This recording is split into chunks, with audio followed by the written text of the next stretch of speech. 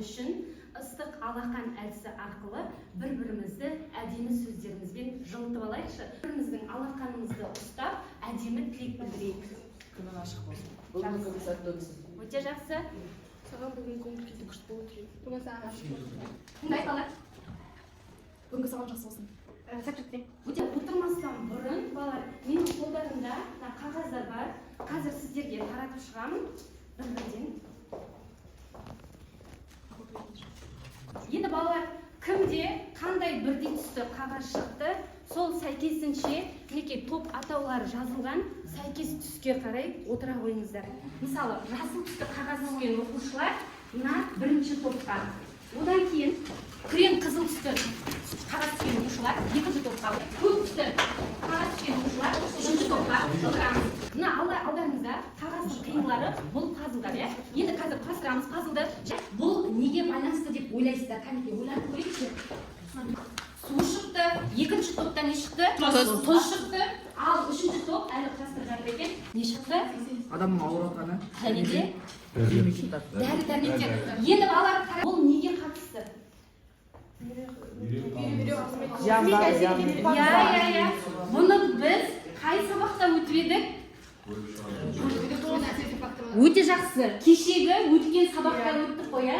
Яғни өткен сабаққа шолу жасап жіберейік. Бірінші топ судың әсері қандай? Бүйректің қызметіне қанекей айтып жіберейікші. Суды күніге 2 литр бір жарым литр. 2 литр дегенде балалар, дене салмағыңызға қарай ішеміз, иә? Ал екінші топ сіздерде тұз. Бұл қандай әсері бар еді бүйрекке? Біз көрінген дәрі-дәрмектерді ішу болмайды. Адамның дәрігердің айтқан дәрілерді ішу. Анимациялық суретке назар аударсақ, ауруханаға жедел түрде қатты суықтап ауырып тұрған әйел келеді дейді. Қатты суықтап, берімнің тұсы ауырып тұр дейді дәрігерге. Бұл жағдайда дәрігер айтады, зәр мен қанның талдамаларын тексеретін боламыз дейді. Зәр талдамасы бойынша зәрдің құрамында нәріміздің бар екендігі анықталды дейді. Бұл нені білдіруі мүмкін балалар? Иә, бірінші реттік зәр, екінші реттік зәр дегенде өтті ғой, иә? Екінші реттік зәрдің құрамында нәруыз болуы керек пе еді жалпы? Дұрыс, дені сау адамның? Жоқ. Демек балалар, бұл адамның ағзасы бізде қандай ақау бар деген сөз. Енді қалай ойлайсыздар бүгін қандай тақырыппен танысатын сияқтымыз балалар? Бүйрек және басқа зәр шығарылған мүшелерінің аурулары. Ауырмай болса, бүгінгі өтетін тақырыбымыз балалар зәр шығару жүйесінің гигиенасы. Дәптерімізді ашамыз, түгел тақырыпты жазамыз, күннің жадын жазамыз.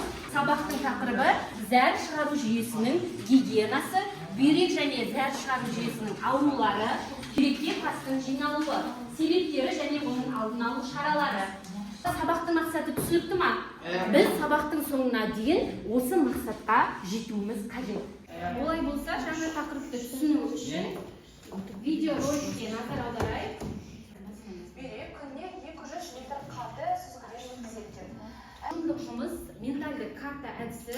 Бірінші топ, сіздер зәр шығару жүйесінің гигиенасы туралы айтасыздар. Екінші топ және де үшінші топ бүйрек саулығының 7 алтын ережесін құрастырасыздар. Беретін уақыт 8 минут уақыт басталды. Қазір бүгінгі сабақта тапсырмалар беріледі ғой. Сол кезде дескриптор бойынша өздеріңізді бағалап отырамыз. Аты жөндеріңіз міндетті түрде жазылатын болсын. 7-6 секундтарыңыз қалды. Дайынсыз ба? Суда адамның миы 1,5-2 литр суда ішетін болса, ағзаны инфекциядан тазартады. Дұрыс тамақтануды ұстаныңыз. Майлы, тұзды және ащы тамақтарды азайтыңыз. Семіздік қосымша жүктеме келтіреді. Сол үшін дұрыс тамақтанып және физиологиялық денсаулықты сақтап. Жақсы, жарайсыздар. Топтың оқушылары бастаймыз.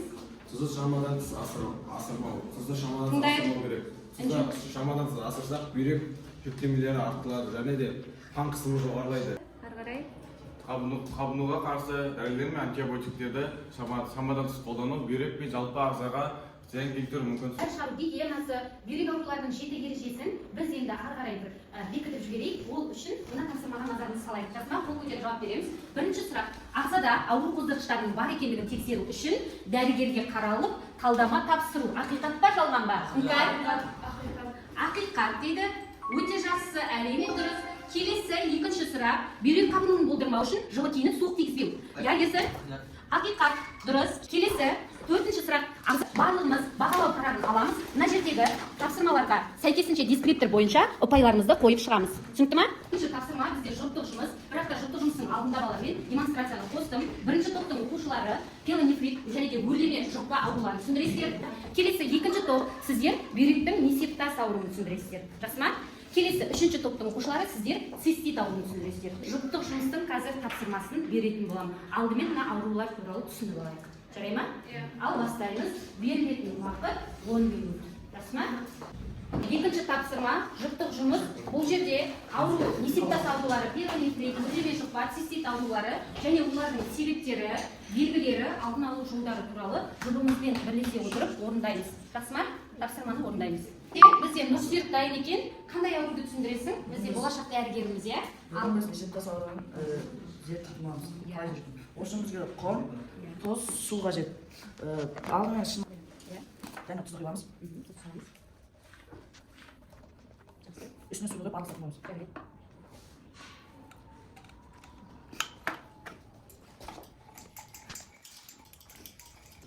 Ол сөзге бүйректің сөз орнына қарап. Жақсы. Бұл жерде бүйректің несептас ауруы дәрігеріміз, яғни бұл жерде адам көп мөлшерде тұз қолданса, бұл сөзге өтпей қалады. Бұл жерде гипертония қаққысының болуы және гипертония қаққысының болуы және бұл жерде адам жашығын қиындатады. Мінекей балалар, біз сонда тұзды көп тамақтарды үнемі қолдана беретін болсақ, ол кезде қандай ауру туындайды екен? Бүйректің несептас ауруы туындауы мүмкін дейді. Өте жақсы. Рахмет. Нұрсерік, орнына отыра қой. Белгілері қандай? Цистит ауруы қуықтың жұқпалы қабыну ауруы. Цистит ауру әдетте екі себептен пайда болады. Біріншісі жалпы денеге және де бөліп шығаруға Анализ тапсыру. Және салауатты өмір салтын ұстану керек. Жүйелі түрде спортпен айналысу. Бүйрек тостағаншасының зақымдануынан болады екен, иә? Өте жақсы. Бір тапсырмаларды жазып жатырмыз ба? Иә, жұбымызбен бірлесе отырып жазамыз. Тез орындайық. Уақыт аяқталды. Екінші тапсырманы орындап болдық па? Пиелонефрит ауруы зәр шығару жүйесі аурулардың себебі. Пиелонефрит зәрді сақтау, оның несеп ағадан бүйрек астауына кері қайтарылуы. Ауру белгілері Цистит ауруы, иә, асылай. зәр шығару жүйесінің ауру себептері жалпы ағзада немесе бөліп шығару мүшелері салқын тиюі. Аурудың белгілері белдің ауруы және алдын алу жолдарын ұсынған бойынша өз қойсаңдарымызды қойып шығамыз. Иә, біздерде функционалды сауаттылықты арттыруға негізделген тапсырма болып табылады. Қазір барлығымыз тақтаға назар аударайық. Алда ауруханаларда 11 медбикенің денсаулығын 4 жыл бойы бақылау арқылы бүйрек жұмысының бұзылуы ұйықтау уақытына тіке шығару жүйесінің жұмысына тигізетін маңызы қандай? Балалар, бұл жерде жеке жұмыс, салауатты өмір салтын ұстану бұл бүйректің жұмысына қалай әсер ететіндігін бағалаңыз дейді. Қанекей, бастайықшы, бірінші қатар дайынбыз ба? Иә, жақсы. Айта ғой, кім? Ақниет айтшы. Иә. судың жеткілікті мөлшері зәр арқылы ағзадағы токсиндерді шығаруға көмектеседі. Айнас айта қойшы. Иә. Жеткіліксіз ұйқы күні 5 сағаттан аз созылмалы бүйрек ауруларының даму қаупін арттырады. Ұйқының әсері, ұйқының нашарлығы иммундық жүйеде әсер етеді. Бұл бүйрек инфекцияларына шалдығу қаупін арттырады. Жақсы. Бүгінгі өтілген тақырып бойынша балалар сабақты бекітіп кетейік. Цистит, иә. Қабынуы деген не? Қандай ауру? Осы айтасың. Келесі. Алдын алу шаралары қандай дейді? байқалған уролог дәрігерге қаралу. Өте жақсы. Бүгінгі сабағымызды балалар қорытындылау үшін қазір 3-2-1 әдісін қолданамыз. Бұл жерде балалар бірінші мен білетін 3 нәрсе және де мені таңғалдырған 2 нәрсе, болашақта тереңірек қарастыратын 1 нәрсе деп мына стикерге жазатын боламыз және де маған тапсырамыз. Түсінікті ме? Ал бастайықшы, бірінші мен білетін 3 нәрсе кім айтады? Иә, есін айтшы. ұйқыны дұрыстау және де ұйқыны ерте ұйықтау және де Басқа нәрсе не білдің? Бүйректің дұрыс жасау үшін арнайы ережелерді сақтап және де аурулардың алдын алу. Тереңірек қарастыратын 1 нәрсе дейді. Нені қарастырғылары келеді? Иә? Болашақта бүйрек аурулар қандай болуы және де оның болмау әсерлерін білу және де фастфуд және жаман тамақтардан бас тарту. Өте жақсы балалар. Балалар, сонымен бүгінгі сабақ түсінікті болды ма сіздерге? Бір бағалау парақтарын маған толтырып беріңіздер. Аты жөндеріңізді ұмытпаңыздар. Бүгінгі сабаққа қатысқан қатысқандарыңыз бойынша мен де өзімнің бағамды салыстыра отырып сіздердің бағаларыңызбен журналға ұпай сандарыңызды қоятын боламын. Осы аптаның дәйек сөзі қандай еді? Дұрыс айтасыздар. Енді қараңыздар, жауапкершілік адамгершілік қасиеттің көрінісі болатын болса, біздің денсаулығымызға деген жауапкершілік кімнің қолында?